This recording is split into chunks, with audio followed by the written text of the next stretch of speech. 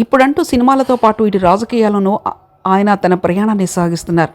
ఏ రాజకీయ నేతకైనా తన పరిధిలో తన హయాంలో జరిగే అభివృద్ధి సదరు నేత పనితీరు కొరకు కొలమానం. అది ఎమ్మెల్యేగా కావచ్చు, ఎంపీగా కావచ్చు, లేదంటే మంత్రిగానో, ముఖ్యమంత్రిగానో, ఉప ముఖ్యమంత్రిగానో కావచ్చు.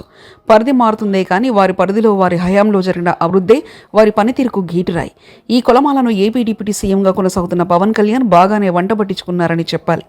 పదవి చేపట్టి 6 నెలలే అవుతున్నా తన పనితీరును తనకు తానుగా కొలుచుకుంటున్న పవన్ అభివృద్ధిలో దూసుకుపోతున్నారు. గత విషయం వదిలేస్తే భవిష్యత్తులో కనీసం తమను టచ్ చేసే నేతలన్న మాట లేకుండా ఆ అభివృద్ధిని ఆయన పరుగులు పెట్టేస్తున్నారు. ఈ 6 నెలల్లో ఓ రేంజ్ ప్రోగ్రెస్ సాధించిన పవన్ రానున్న 4.5 ఇదే జోరు కొనసాగిస్తే ఆయన అనుకున్నట్టుగా పవన్ దరిదాపులకు వచ్చే నేత కూడా ఎవరూ ఉండరని చెప్పవచ్చు. వరసి పవన్ను టచ్ చేసే నేత రాబోరని ఘంటాపథంగా చెప్పవచ్చు.